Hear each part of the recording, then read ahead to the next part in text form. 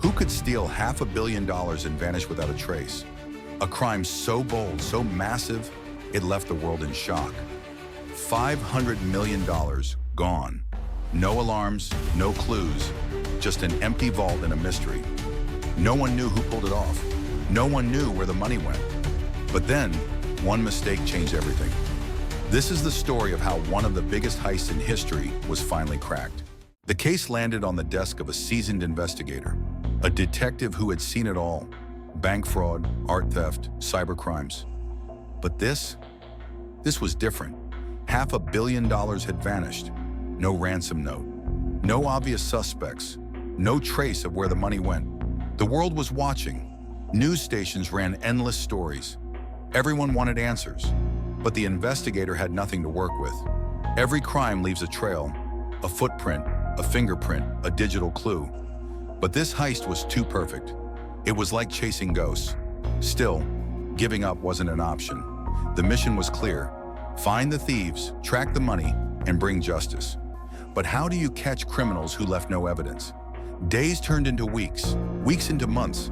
The pressure was unbearable. Higher-ups demanded progress. The public lost faith. But the investigator knew one thing: no crime is flawless.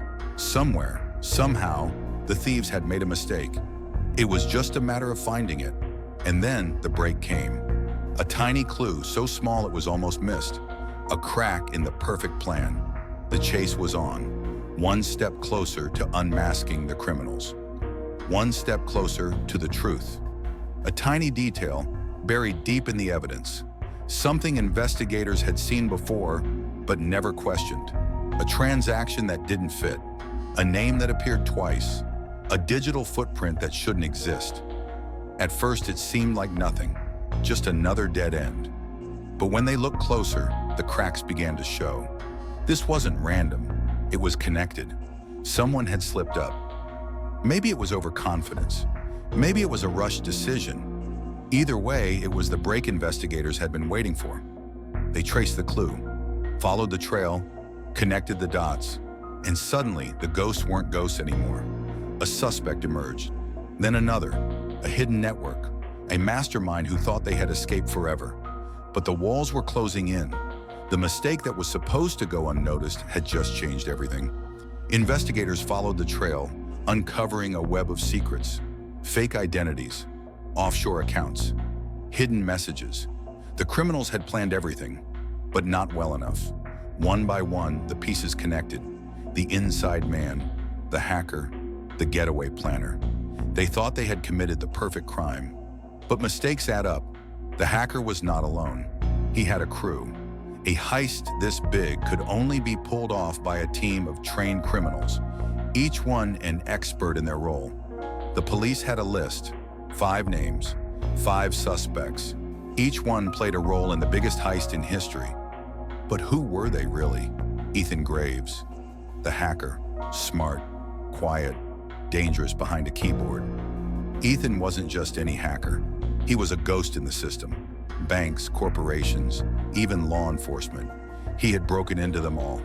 By the time the authorities noticed his work, it was too late.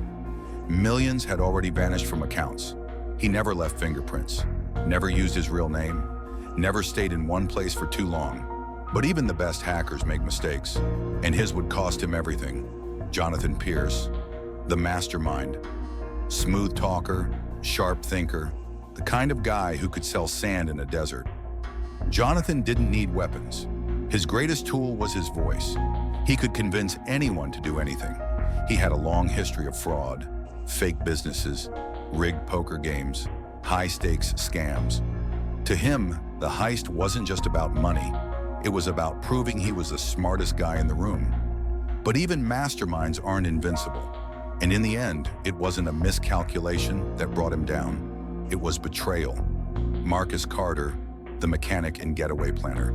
If it had an engine, Marcus could drive it. If it had wheels, he could make it disappear. His auto shop was more than just a garage. It was a front, a place where stolen cars were reborn with new identities. Marcus was the team's escape artist. He planned routes, set up safe houses, knew when to floor it and when to blend in. Without him, the crew had no way out. But even the best getaway drivers can't outrun a trail of evidence. Dominic Reeves, the inside man, a security consultant, a man who studied weaknesses for a living. Dominic was once on the right side of the law. He had worked for banks, testing their security, finding holes, fixing them. But there was a fine line between protecting money and stealing it, and he chose the latter. He knew the blueprints of the national bank, the alarm codes, the blind spots. The heist wouldn't have been possible without him. But in the end, trust is a fragile thing, and when pressure builds, even ghosts can't stay hidden. Tina Vasquez, the engineer, explosives, vaults, high security locks.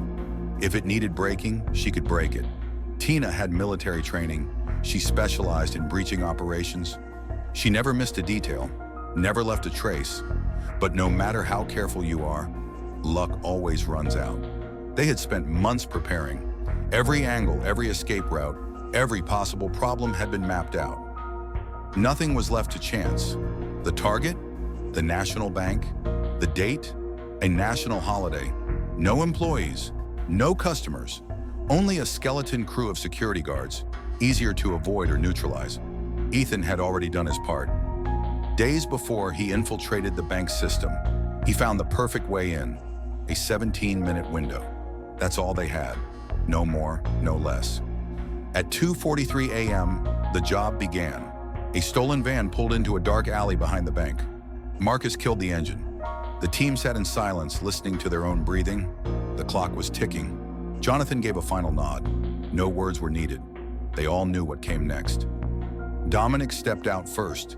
In his hands, a cloned access card, a perfect copy of the bank's own. He swiped. The red light blinked. A second later, it turned green. The door clicked open. No alarms, no beeping. Just the sound of a bank surrendering its defenses. They were in. Tina moved fast. She carried a black case. Inside, a sleek USB drive Ethan had programmed. She plugged it into the bank's system. For a moment, nothing happened. Then, beep! A series of numbers flashed across the screen. The vault codes. She punched them in. The reinforced steel door hissed as it unlocked. A soft beep confirmed it. The team was looking at $500 million in cash. Duffel bags opened. Hands grabbed stacks of money, stuffing them in as fast as possible. They had 7 minutes left, but that wasn't all. Ethan, watching everything from a remote setup in Marcus's garage, was already moving another $150 million digitally. Why did he do it? You will know it moving forward. He rerouted the money through offshore accounts, disguising it as routine financial transfers. The kind banks process every single day. No one would notice until it was too late. Everything was smooth, too smooth. And then, a sound, footsteps. Someone was outside. "Wrap it up, now!" Jonathan hissed. Marcus slung a duffel bag over his shoulder. Tina grabbed her gear. Dominic secured the remaining cash. They had 3 minutes left, but the footsteps were getting closer. A guard, probably doing a random patrol. "Damn it," Dominic whispered. "He's coming this way." They all froze. Every second mattered. Jonathan had a decision to make. They could take him out, or they could stay hidden. The guard walked past the vault corridor. His flashlight swept across the hallway. For a moment, he hesitated. Did he hear something? The team didn't move, didn't breathe. Then, he kept walking. His footsteps faded into the distance. Jonathan exhaled. "Let's move." Time was up. They had to go. The team rushed back the way they came. The service door was still open. The van was waiting. But then, a new problem. The bank's automated security system had detected an irregularity. Ethan's hack had worked, but the system was designed to reboot every 17 minutes. That meant one thing. In exactly 60 seconds, every camera, alarm, and motion sensor would turn back on. The window was closing. "Go, go, go!" Marcus whispered urgently. Dominic jumped into the driver's seat. The engine roared. Tires screeched. The van shot forward. At that exact moment, the bank's alarm blared. Red lights flashed. Sirens screamed into the night. They were 2 seconds late, but 2 seconds was all it took for things to go from perfect to disastrous. They put the duffel bags full of cash in the back of the van, then quickly got back in. Marcus grabbed the wheel from Dominic, his voice firm. I'll take it from here. Marcus hit the gas, and the van sped through the empty streets. But they weren't alone anymore. The city's traffic cameras had turned back on. Their stolen van was caught on camera. The bank had triggered an automatic police alert. Sirens, 2 blocks away. "Move! Move! Move!" Jonathan shouted. Ethan, still monitoring from his hideout, hacked into the traffic lights. He forced them to turn green in their direction, slowing down pursuers. But even he couldn't stop everything. A police cruiser appeared behind them. They were being chased. Jonathan flung open the back of the van and hurled a set of metal spikes onto the road. Tires screeched as the police car rolled over them, the rubber shredding instantly. The officers barely had time to react before their vehicle lurched to a stop, immobilized. By the time they radioed for backup, the van had already vanished into the night. 10 miles from the crime scene, Marcus Carter guided the van into an underground parking lot. It was silent, save for the distant wail of sirens echoing through the city. No one spoke. Adrenaline was still pulsing through their veins. They had practiced this next part over and over. Every second mattered. "Move!" Jonathan ordered. No hesitation. The van doors flew open, and the crew split into action. The duffel bags were transferred into 3 separate sedans waiting in the lot. They stripped off their masks and gloves, tossing them into a bag that would be burned later. From a hidden compartment in one of the sedans, they pulled out their disguises: caps, shades, fake mustaches, beards, anything to blend into the city. Ethan Graves barely looked up as he changed into his disguise. His mind was still on the numbers, the data. The transfer had gone through. The offshore accounts were flooded with stolen money, but how much of it was accounted for? Ethan knew the answer, and he knew the others wouldn't like it. They had stolen $500 million, but Ethan had stolen more. 20 minutes later, they arrived at Marcus's garage, their main hideout. This wasn't just any garage. It was the brain of the operation, the place where the heist was planned down to the millisecond. The moment Marcus shut the doors behind them, they exhaled. They had done it. Jonathan ran a hand through his hair, grinning. "We're legends now." Marcus grabbed a bottle of whiskey and took a long swig before tossing it to Dominic Reeves. Tina Vasquez lit a cigarette, her hands still trembling from the rush. Ethan didn't celebrate. Instead, he was already in front of his laptop, checking the offshore accounts. Numbers flashed across the screen. The transfers were intact. The heist was clean. No traces. Or so they thought. Nobody knew what Ethan had done. At first, he stayed quiet, watching, waiting, letting the others think they were in the clear. The crew stayed in the garage for a week. It was the safest place for now, far from the city, away from busy streets. No one came looking. No one asked questions. They kept their heads down, waiting for the right time to leave. This case wouldn't be solved in a day. The detectives searched for months trying to find a crack in the plan. But the crew had covered their tracks well. There was no evidence, no mistakes, or so they thought. When it was time to split, everyone took their share and disappeared. Ethan, though, walked away with $150 million extra. He had planned it from the start. The heist wasn't perfect. He knew that. If things went wrong, someone had to take the fall. Someone to keep the rest safe. Someone to keep him safe. But that was a mistake, a big one. Before leaving, they wiped the garage clean. They thought they had erased all fingerprints, all evidence. Nothing that could link them back. But they were wrong. They left one thing behind, and that one mistake got Marcus caught. After they cleared the garage one by one, they vanished, each with a plan. 3 months later, the city had moved on. The heist was old news. No arrests, no suspects. $500 million gone without a trace. But in a quiet office at the National Bank, forensic analyst Emily Lawson was doing her routine check on flagged transactions. Most were nothing, just small errors or harmless transfers, until she saw it. A duplicate transaction, the same alias, Jonathan Pierce. It was small, almost invisible, but something about it felt wrong. Emily flagged the transaction and sent a report to her seniors. They ignored it. Just a system glitch. Just another unimportant anomaly. But later that day, at a joint task force meeting, Detective Samuel Carter noticed her frustration. When she mentioned the duplicate transaction, Carter listened carefully. It was a small clue, almost nothing. But for Carter, it was the first real lead. And just like that, the hunt began. The duplicate transaction led authorities to a dummy account. That dummy account connected to a shell company. And that shell company registered to Marcus Carter's garage. Within hours, police had a warrant. And just like that, the first domino fell. First to fall, Marcus Carter. The police raided Marcus's garage. He had wiped everything: hard drives, security footage, blueprints. But he forgot one thing. Behind a false panel in the wall, they found a ledger.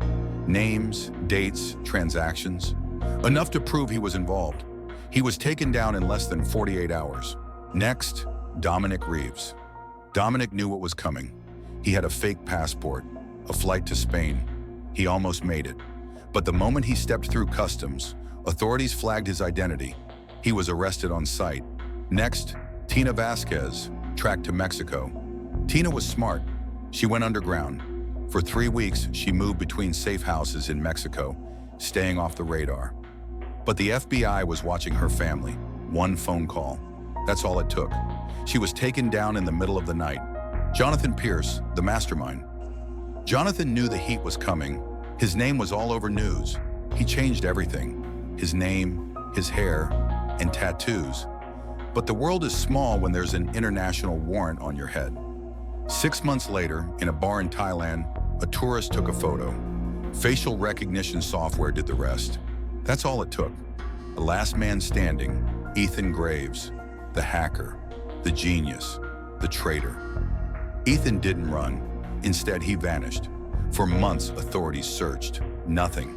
No activity. But cyber criminals always leave a trail. A single encrypted message, sent from an abandoned factory in Eastern Europe, was traced. The moment he hit send, his fate was sealed.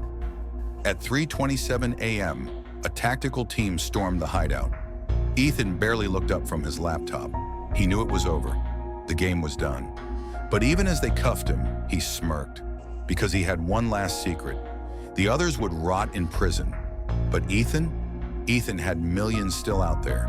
And one day, he'd be back. The crew thought they pulled off the perfect heist. For a moment, they got the $500 million. But perfection never lasts. One small mistake brought it all crashing down. One by one, they were caught and sentenced to 30 years. No more hiding, just cold cells and bitter regret. They chased fortune. They found ruin. And Ethan Graves, he vanished once. He could vanish again. After he gets out, with millions tucked away in secret accounts, he'll be more dangerous than ever. What are your thoughts on this case? Let us know in the comments. Like the video and share it with your friends. Subscribe to our channel for daily crime cases we uncover. Turn on notifications so you never miss an update. Click here to watch the next video as we uncover another thrilling crime case.